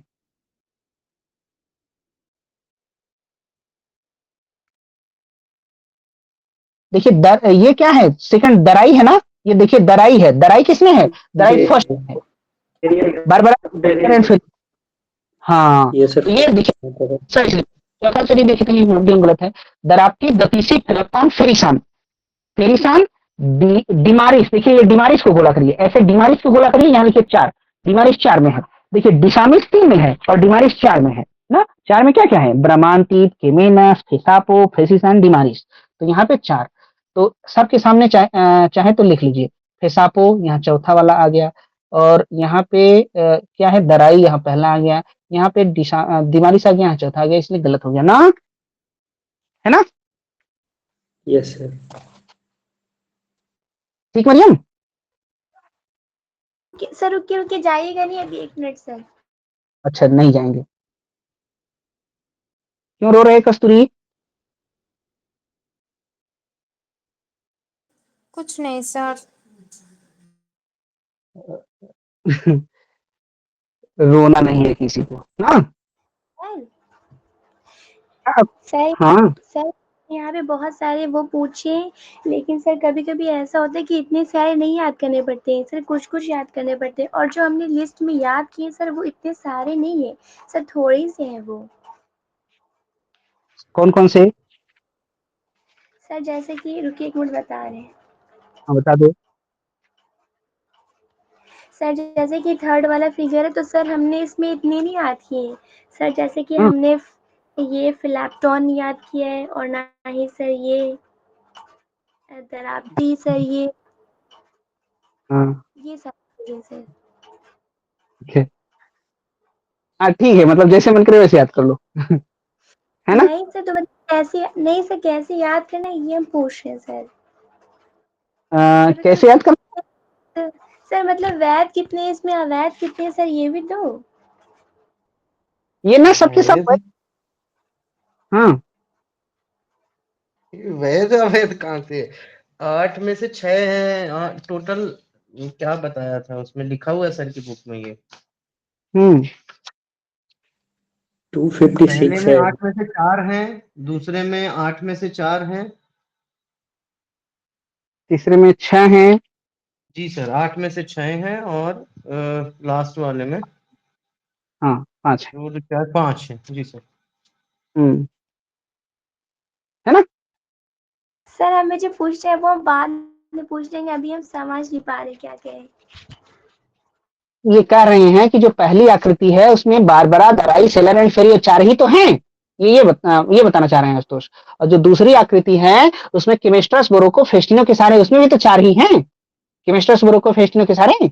और जो तीसरी आकृति है उसमें 6 हैं, कौन कौन से, दराप्ती, गतिशी, फेलप्तान, फेरिसान, बिसामिस, दो, उसमें तीसरी वाले में कितने हैं, 6 हैं, यही तो बता रहे हैं। और चौथी आकृति में बता रहे हैं कि 5 है, तो 5 कौन कौन से हैं, ब्राह्मांतीप, केमेनेस, फेसापो, फ्रेसिसान, दिमारिस, नहीं, चौथी वाले में 5 है। यस सर सही है। वो एक्चुअली सर ने अपनी मतलब पहले जब पिछले साल करवा रहे थे तो उन्होंने अपने नोट्स में करवाया था, मैंने देखा भी। सही है। हाँ यही सा- हाँ, हाँ सारे 19 को सीक्वेंस से बोल दीजिए। सारे 19 को सीक्वेंस से बुक में देख लेना। मैं बोलूंगी पहला क्या? फिर अच्छा बोल दो हाँ। Barbara, Dari, Celarent, Ferio, Samestre, Cesare, Varroco, Festino, Darapti, Datisi, Disamis, Pelapton, Ferison, Bocado, Bramantip, Samenes, Dimaris, Pesapo, Precision. Very good शाबाश, बहुत अच्छे। हाँ अब आगे बढ़े जब से बैठ सर के नेक्स्ट यही याद चलिए। कर रही थी कस्तूरी, इसीलिए नहीं बोल रही थी। हाँ तो चलिए, तो इसमें क्या हो जाएगा, कंट्राडिक्टरी हो जाएगा ना।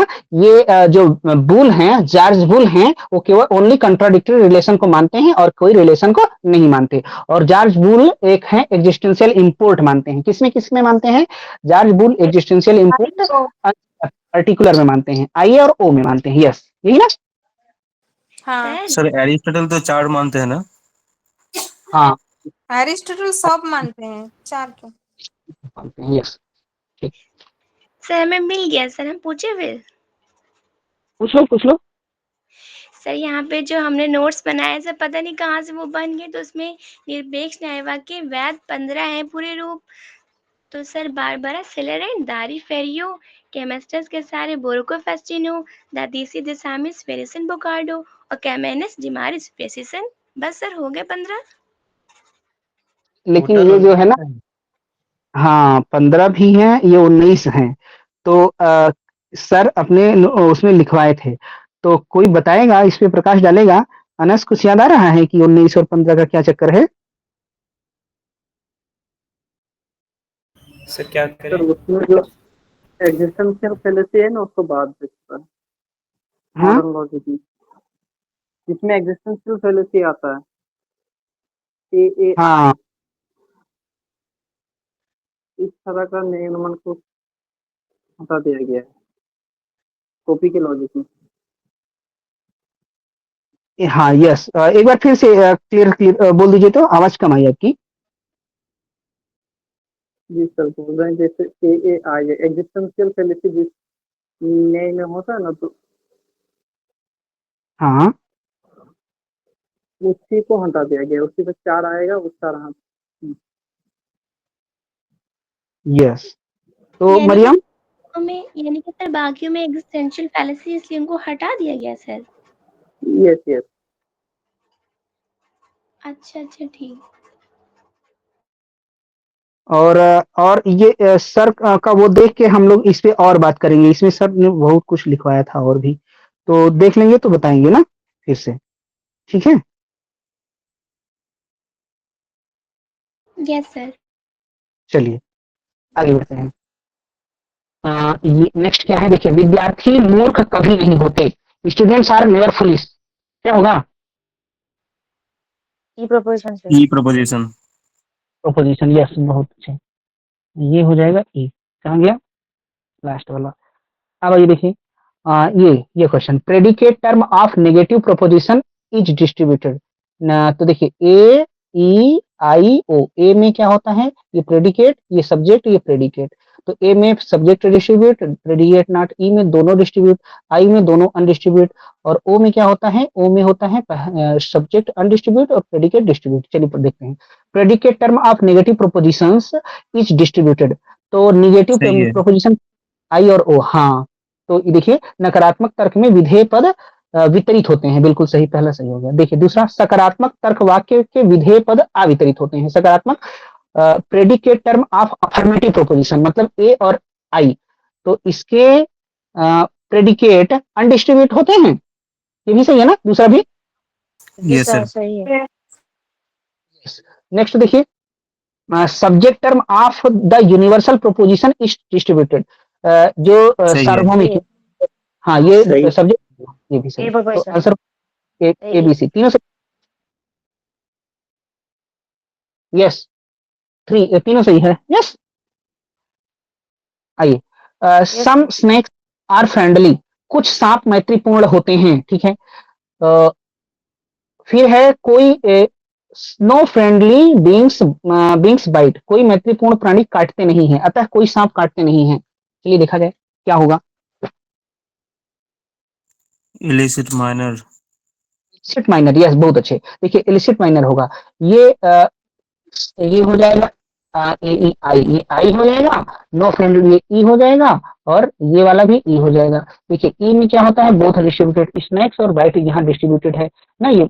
और देखिए यहाँ पे स्नैक डिस्ट्रीब्यूट है ना, और आई में हमने देखा कि कोई डिस्ट्रीब्यूट नहीं होता, स्नैक डिस्ट्रीब्यूट नहीं है यहाँ पे आई में, तो क्या हो जाएगा? ये माइनर टर्म है। तो माइनर टर्म है, इसको बोलते हैं अव्याक्त पक्ष पद का दोष, इसी को बोलते हैं उद्देश्य पद का दोष, इसी को बोलते हैं अमुख्य पद का दोष, है ना। तो फोर्थ हो जाएगा। आई, ऑल मेंबर्स आर वोटर्स, ये बताना है कंट्रा पॉजिटिव। कंट्रा पॉजिटिव, कंट्रा पॉजिटिव मतलब जो थर्ड वाला होता है प्रति परिवर्तन, ये बताना है। सभी सदस्य मतदाता हैं, तो ए का किसमें होता है? कंट्रा पॉजिटिव ए का क्या सर है? आई में होता है। ए का आई में नहीं, होता है? एक होता ए नहीं। में ही होता है। हाँ, बोले ए का का ए में होता है सर। तो ए का ई में होता है, और ई का किसमें होता है? सर ई का ओ ओ में। में होता ई में होता है। आई का है, आई का नहीं आई होता का है नहीं सर। होता। ई का नहीं होता, हाँ, और ओ का ओ में ही हो जाता है वही ना। में ही हाँ ठीक, होता है। Yes yes good. तो ऑल मेंबर्स आर वोटर्स, तो ए का ए में होता है, तो सब्जेक्ट प्रेडिकेट चेंज कर दीजिए, नॉन लगा दीजिए। तो चलिए करते हैं, क्या हो जाएगा ऑप्शन देखिए, 3। Yes are non voters are non members, ये थर्ड हो जाएगा, यस बहुत अच्छे। नेक्स्ट, दो ऐसे कोड का चयन कीजिए जो दो आधार वाक्यों के निगमनात्मक तर्क के संदर्भ में सही नहीं है। Select the code which is not correct in the context of deductive argument with two premises. चलिए, तो कौन सा सही नहीं है ये बताना है ना। देखिए, दो सही सर आधार ये वाक्यों, कंट्रारी का होगा क्या? क्या कॉन्ट्रारी का होगा ये? एक कंट्री नहीं होगा, देखते हैं। ये 49 क्वेश्चन की बात कर रहे हैं। कॉन्ट्ररी कौन सा? गलत कॉन्ट्रा है। पॉजिटिव है ना? वो तो, हाँ ये तो कंट्रा पॉजिटिव है, हाँ, है ना। सर सेकंड वन गलत है, सर 49। करिए। 49, देखिए 49 में कह रहा है दो सही आधार वाक्यों वाला तर्क और एक सही निष्कर्ष वैध है। चलिए इसको ये टेबल बना लेते हैं, फिर कर लेते हैं। ऐसे टेबल बन जाता है, ऐसे ऐसे ना। फिर कि ये प्रेमिसेस हो गया, ये कंक्लूजन हो गया, ये वैलिड इनवैलिड हो गया। तो प्रेमिसेस ट्रू, ये दोनों ट्रू, ये फॉल्स, ये फॉल्स, ये फॉल्स, ये ट्रू, दोनों फॉल्स होता है, तो क्या होता है? तो हम जानते हैं कि केवल एक ही कंडीशन है, सेकंड वाली, ट्रू प्रेमिसेस और कंक्लूजन फॉल्स, ये इनवैलिड होता है, ये इनवैलिड होता है। बाकी सब में वैलिड इनवैलिड बोथ होता है, ये वैलिड इनवैलिड बोथ होता है, वैलिड इनवैलिड बोथ होता है, मतलब वैध अवैध दोनों होता है। चलिए देखते हैं। तो कह रहा है कि in an argument with two premises and the true conclusion, उसका कंक्लूजन भी ट्रू है और आधार वाक्य भी ट्रू है, तो ये वैध है। तो पहला दोनों ट्रू है तो वैध हो सकता है, बिल्कुल हो सकता है, पहला सही हो गया। दूसरा देखिए, कह रहा है एक सही और एक गलत, एक सही और एक गलत आधार वाक्य वाला तर्क और एक गलत निष्कर्ष वैध है ना। An argument with one true and one false premises, एक ट्रू है एक फॉल्स है, एंड फॉल्स कंक्लूजन मतलब फॉल्स फॉल्स। हाँ, नहीं पहले और चेक कर लीजिए तब बात करना है। तीसरा चैनल, अच्छा चलिए इसको रोके रखिए। लास्ट नेक्स्ट क्या है? An argument with two false premises and false conclusion, false premises false conclusion वैध है, ये भी बिल्कुल सही है, मतलब वैध हो सकता है। लास्ट देखिए, an argument with premises and false conclusion is valid. देखिए, दो सही आधार वाक्यों वाला तर्क और एक गलत निष्कर्ष, मतलब आधार वाक्य ट्रू है और कंक्लूजन फॉल्स है, तो ये वैलिड है, वैलिड नहीं होगा ना, ये अवैध होगा। सर हाँ, होगा, ये लास्ट वाला आंसर हो जाएगा, दूसरा नहीं होगा ना। Yes yes yes sir. ठीक है, क्लियर। सर हाँ, इसमें कितना क्वेश्चन है? इसमें क्वेश्चन 90 है, 90। क्यों, भूख लग गई क्या? एक अभी थोड़ा सा और कर लें, एक दो क्वेश्चन। सर करिए। सर टाइम होने वाला है, इसीलिए कस्तूरी याद दिला रही है। हाँ वही तो। हम्म, कोई, हाँ और कुछ कोई बोल रहा था, कौन? अंकित, बशरुद्दीन, क्या? No sir. अच्छा, तो आइए देखिए, ये देखिए कह रहा है कि इनमें से दो इस प्रकार संबंधित हैं कि दोनों सही हो सकते हैं लेकिन दोनों गलत नहीं हो सकते ना। Two among them are related in such manner that they can both be true, वे एक साथ सही हो सकते हैं बट एक साथ गलत नहीं हो सकते। तो जो हम ये स्क्वायर ऑफ अपोजिशन बनाते हैं, ए ई आई ओ, इसमें आई और ओ जो है ये एक साथ सत्य हो सकते हैं, असत्य नहीं ना। लास्ट आई और ओ एक साथ ट्रू हो सकते हैं, है ना। तो कह रहा है यही कि दोनों एक साथ सही हो सकते हैं, गलत नहीं हो सकते। तो हमें आई और ओ पहचान लेना है। चलिए, ऑनेस्ट पर्सन हार्डली सफर, ईमानदार व्यक्तियों को शायद ही कष्ट होता है, बताइए ये कौन सा प्रोपोजिशन है? आई। ए सर। चलिए, नहीं ये ओ है। अब आइए दूसरा देखिए, ऑनेस्ट पर्सन, अभी बताएंगे। ऑनेस्ट पर्सन नेवर सफर, ईमानदार व्यक्तियों को कभी कष्ट नहीं होता, ये क्या होगा? ए सर। ई सर। नहीं, कभी कष्ट नहीं होता, बताइए तो। ई हाँ ई होगा। लगभग ईमानदार व्यक्तियों को कष्ट होता है। Almost all honest person suffers. क्या होगा? लगभग। ये नहीं लगभग है तो आई होगा। ऑलमोस्ट है ना तो आई होगा। ये आई होगा, ये आई होगा। और ये ऑनेस्ट, ये ई हो जाएगा, दूसरा वाला ई है। नेक्स्ट देखिए, each and every honest person suffer. प्रत्येक ईमानदार व्यक्ति को कष्ट होता है, तो ये ए हो जाएगा। तो हमें क्या चूज करना है? आई और ओ। तो देखिए पहला वाला ओ हो गया और ये आई हो गया। आंसर हो गया A and C. A and सी कहाँ है? ये दूसरे में है, ये लगा दीजिए। अब आप सोच रहे होंगे ऑनेस्ट पर्सन हार्डली सफर, ये ओ कैसे हो गया, है ना? सर हार्डली के वजह से हुआ। हाँ, हार्डली की वजह से यह हुआ। हार्डली जो होता है ना वो नेगेटिव सेंस देता है। हम कह दें कि हम मुश्किल से ही, हम शायद ही चाय पीते हों ना। शायद का मतलब, इसका मतलब पीते ही नहीं। ईमानदार व्यक्तियों को शायद ही कष्ट होता है, इसका मतलब ईमानदार व्यक्तियों को कष्ट नहीं होता। ऑनेस्ट पर्सन हार्डली सफर, बड़ी मुश्किल से उनको कष्ट होता है, इसका मतलब नहीं होता। ये सर की बुक में, आदरणीय गुरुदेव अविनाश तिवारी सर की बुक में पेज नंबर आई थिंक 200 पर है और 209 की देखिए। लगभग ना के बराबर हो जाता है। हाँ, तो इसीलिए उसका नेगेटिव सेंस आ जाता है। 200 पे है, 200 पे, तो आप देख लीजिएगा। यस, तो आंसर जाएगा। हार्डली जब आ जाए तो थोड़ा सा ये हो जाता है, चेंज हो जाता है। अब इसी को अगर कह दें कि देखिए ईमानदार व्यक्तियों को शायद ही कष्ट नहीं होता, honest person hardly not suffer, तब इसका उल्टा कर दीजिए। नॉट आ जाए तो आई कर दीजिए, नहीं है ना? Okay sir. हाँ, आइए नेक्स्ट। तो अब बताइए, क्या पढ़ना है, छुट्टी करना है कि जाना है, क्या करना है?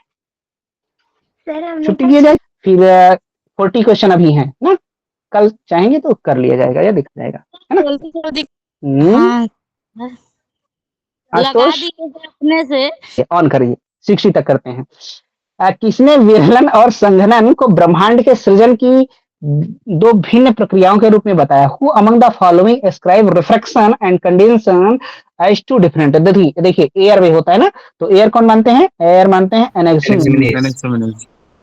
का है एम्फोटेक्लिच, प्लूरलिस्टिक है ना, ये 4 तत्वों को मानते हैं। हेल्स जल को मानते हैं, एनेक्सिमेंडर किसको मानते हैं? एपिरॉन को मानते हैं, असीन को मानते हैं, बाउंडलेस को मानते हैं। तो आंसर क्या हो जाएगा? 4th हो जाएगा। ठीक, आइए। In this universe no straight line is really straight. हाँ, ऐसे ही आप दौड़ोगे ना? ना ना ना, बताओ 4th आंसर है, क्या दिक्कत है? कंडेंसेशन, रेयर फ्रैक्शन, उसको कुछ बता दीजिए। अच्छा, विरल एयर रहती है ना, हवा, ओ हवा रहती है तो उसमें क्या होता है? विरलन होता है। जब विरलन होता है तो वो और फैलती है ना। फिर और संघनन होता है तो संघनन होकर करके वही क्या बनती है? जल बन जाती है, फिर वही अर्थ बन जाती है, पृथ्वी बन जाती है। विरलन मतलब होता है वो उसका फैलाव होता है, वो गैस के फॉर्म में आ जाती है। ठीक है, यही तो होता है ना। यस। हाँ, आइए। इस ब्रह्मांड में कोई सीधी रेखा वास्तव में सीधी नहीं है, कोई वृत्त वास्तव में वृत्ताकार नहीं है। किसी भी पूर्ण सीधी रेखा या वृत्त उनके अपने संसार में रहते हैं। No circle is perfectly circular, yet perfect straight line और circle exist in their own words. तो क्या होगा? सर ये प्लेटो होगा ना? प्लेटो का। प्लेटो कहते हैं जो इस संसार की वस्तुएं हैं वो एक्चुअली में प्रत्ययों की नकल हैं। अब जब नकल है तो कॉपी होती है ना।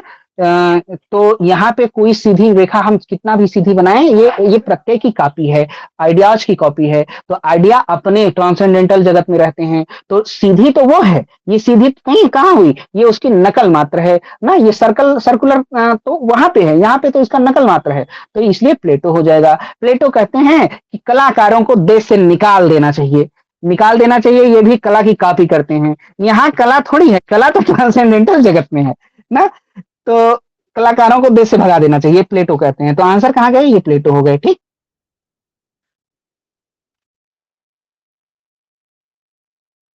प्लेटो को कहना चाहिए था कि आपको भी भगा देना चाहिए क्या? आपका भी वास्तविक रूप तो ट्रांसेंडेंटल जगत में होगा तो ना और सर। आपके सारे आइडिया तो प्री एस्टेब्लिश्ड हैं, पहले से ही उन्हीं की आप कॉपी करके बता रहे हो। हाँ। वही तो। क्या कस्तूरी?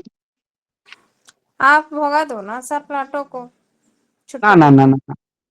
ना सर आप पहली बार किसी दार्शनिक के बारे में कुछ गलत कर नहीं, गलत नहीं कहे हैं, मतलब हम प्लेटो का सम्मान कर रहे हैं, वो ऐसे ही कह रहे हैं ना आपस में। हाँ, प्लेटो मजाक मा कर हाँ, आइए। सर जो भी सम्मान करे या बेइज्जती करे, प्लाटो को थोड़ी एहसास होगा। हाँ, लेकिन प्लेटो अगर हो तो कहीं माफ करें हम लोगों को ना, हम ऐसे ही हम लोग ऐसे कर रहे हैं आपस में। ये आइए। उसकी सेकंड वर्ल्ड में है। हाँ, what is the fundamental stuff of the universe according to Heraclitus? Heraclitus के अनुसार फंडामेंटल स्टफ क्या है? आप फायर। ही तो आंसर बुला देते हैं गोल। क्या? Fire is two. हाँ, फायर, अग्नि है। देखिए, ये लोगोस को मानते हैं ना, लोगोस को ना, logos is the centre of the universe ना, फायर को ये मानते हैं। और एक एक प्रश्न आता है कि एक केंद्रीय अग्नि है, एक सेंट्रल फायर है, उसके चारों तरफ ये अर्थ और सब लोग घूमते हैं, तो वो पाइथागोरस का होता है ना। ठीक। हम्म। एपिरॉन किसका है? एनर्जीमेंडर का है। जल थेल्स का है। वायु एनर्जीमेंडर का है। ओके। वायु जो है ना वो असीमित है, जानते रहिएगा, इनफाइनाइट है। सर एयर किसका है? एयर एनर्जीमिनीज का है ना, अभी अभी तो आया था। हाँ, अनक्जिमंडर। एनर्जीमेंडर का क्या है? एनर्जीमेंडर का वो है, एपिरॉन है ना। Apeiron sir. Sir yes sir. Yes. आइए, अच्छाई को जानना अच्छा करना है। To know good is to good. अच्छा, नैतिक जीवन में सुख के लिए कोई स्थान नहीं है। ये क्या हो जाएगा? एरिस्टोटल। हाँ, ना ना ना, फिर से सोचिए। अच्छाई को जानना अच्छा करना। हाँ सोक्रेटिक सर। Socrates sir. हाँ, सुकरात। देखिए, सुकरात जो है ये कहते हैं नॉलेज इज वर्च्यू, तो सुकरात हो जाएंगे। और अरिस्टोटल इसकी आलोचना करते हैं, किसकी? कि अच्छाई को जानना अच्छा करना, नॉलेज इज वर्च्यू नहीं। जैसे अगर रावण जो था वो बहुत बड़ा विद्वान था, तो सुकरात के अनुसार वो अगर उसके पास नॉलेज है तो उसको वर्चुअस भी होना चाहिए था, सद्गुणी भी होना चाहिए था, लेकिन वो था नहीं। तो अरिस्टोटल कहते हैं कि देखिए, नॉलेज होना अलग बात है और वर्चुअस होना अलग बात है। ये महाभारत में ये क्या नाम है इनका? दुर्योधन। दुर्योधन कहते हैं, जानामि धर्मम न च मे प्रवृत्ति है, जानामि अधर्मम न च मे निवृत्ति है, केनापि देवेन हृदय स्थेन यथा नियुक्तो अस्मि तथा करोमि। मैं धर्म को जानता हूँ लेकिन उसमें प्रवृत्त नहीं हो पाता, मतलब उसको उसका अनुसरण, उसको फॉलो नहीं कर पाता। और मैं अधर्म को भी जानता हूँ लेकिन मैं उससे दूर नहीं जा पाता। कोई मेरे हृदय में है जो मुझको बताता है कि यही करो वही करो ना। तो अरस्तु सुकरात के इस कथन की आलोचना करते हैं। सुकरात के अनुसार वर्च्यू एक है, नॉलेज इज वर्च्यू। प्लेटो के अनुसार वर्च्यू 4 है ना, और अरिस्टोटल के अनुसार वर्च्यू इनफाइनाइट है। यस, बहुत सारे हैं। यूपीएससी के मेंस में 4 पन्ने का 5 पन्ने का करप्शन पे ऐसे लिख के आने वाले फिर करप्शन में लिप्त हो जाते हैं। तो वही हाँ चीज होती है कि आप पढ़ तो बहुत लिए, जान तो बहुत लिए, लेकिन आप उसको प्रैक्टिकल लाइफ में नहीं लाए।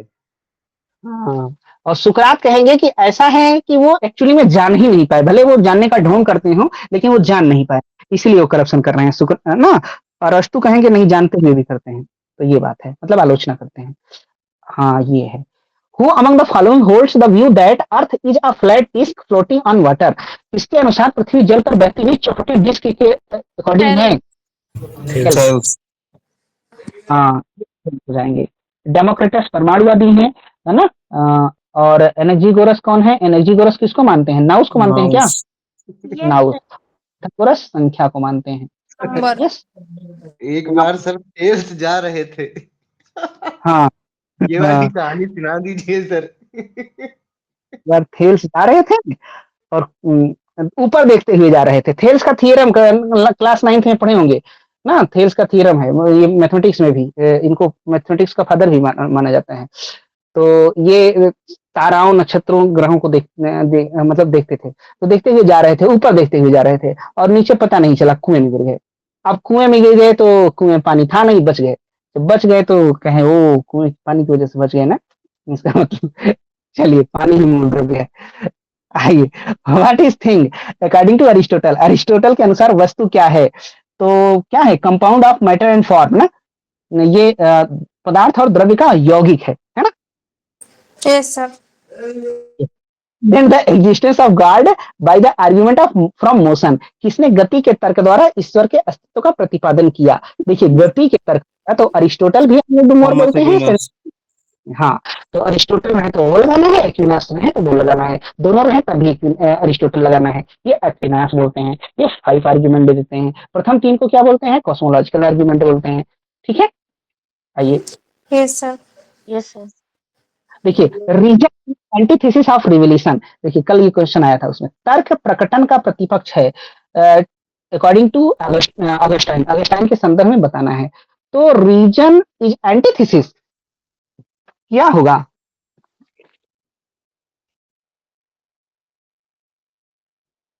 देखिए यहाँ पे ये होगा कि रीजन एंटीथेसिस नहीं है ना, ये सहायक है, रीजन रिवोल्यूशन का सहायक है, पहला गलत हो गया। God can be known by reason, ईश्वर को रीजन यानी तर्क बुद्धि से जान सकते हैं, ये भी गलत है, दूसरा भी गलत है। रीजन ग्रोज इनटू रिवोल्यूशन, तर्क की परिणत प्रकटन में होती है, तर्क फाइनली में क्या बन रिवोल्यूशन हो जाता है, तो ये सही है। और God can be known by revolution, ईश्वर को रिवोल्यूशन प्रकटन के द्वारा दैवी प्रकाशना द्वारा जान सकते हैं, तो आंसर हो जाएगा सी एंड डी फर्स्ट ना, सी एंड डी। नेक्स्ट करते हैं।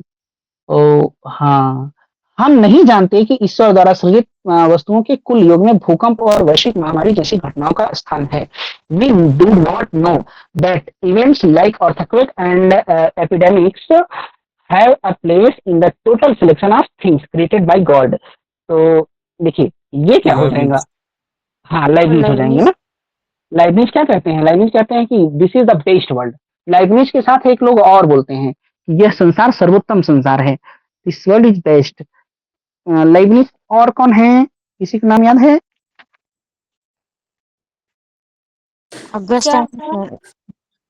क्या प्लेटो या एरिस्टोटल? बोलिए।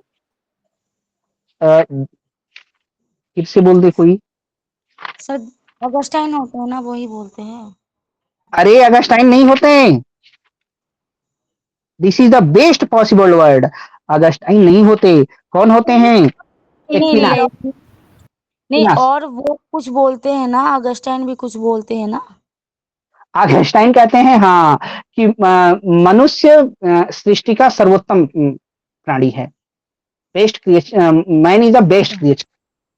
अगस्टाइन लेबनिज बोलते हैं दिस वर्ल्ड इज बेस्ट। हाँ तो ठीक है। क्या मरियम, क्वेश्चन का आंसर क्या होगा? बोलते हैं सर, इसका लाइब्निज होगा फोर्थ वाला। क्या करेंगे मरियम? सही जो अभी आपने पूछा है ना क्वेश्चन, इसका सर स्पिनोजा भी होगा ना। बेस्ट क्रिएचर ये वाला, best possible world. Yes sir, वो फ्रैंकली में कोट है कि the God has chosen this word is among all the possible या बेस्ट वर्ड, ऐसे कुछ करके।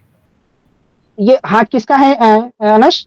सर शायद स्पिनोजा लाइब्निज में किसी का है, मुझे एग्जैक्ट याद नहीं आ रहा, देखना पड़ेगा। ये एकदम नो डाउट लाइब्निज है, एक्विनास है, this is the best possible. Sir Leibniz का शायद, ये लाइब्निज और एक्विनास में तो कोई संदेह नहीं है, ये तो हम बता ही रहे हैं। हाँ बाकी और स्पिनोजा का है तो ये हम नहीं जानते, ये दो का ही है, अब दो का ही जानिए, दो का पूछा गया है, आईएएस में पूछा गया है ना, और ये नेट में केवल लाइब्निज का पूछा गया है। वाली बुक में एज इट इज पूरा कोट ही है ये कि the God has chooses this word among the all the possible best words. हाँ अच्छा ठीक, तो आप थैली भी देख सकते हैं। सर सृष्टि का आंसर थर्ड होगा। सृष्टि का आंसर थर्ड होगा? हाँ। सब लोग मान रहे हैं। रेडिकल प्लूरलिज्म डेविड ह्यूम, अच्छा ये गलत, ये गलत है। Rationalism Descartes, yes. Critical philosophy Kant, इजिस्ट पर सीपी बर्कले, अरे वाह सही तो बता दिए। अब ये सोच सही बताने के बाद छुट्टी मिल जाए हाँ। ना। हाँ अब छुट्टी कर दी जाए। ओके, कंसिस्टेंसी नहीं रहेगा ना सर। हाँ छुट्टी।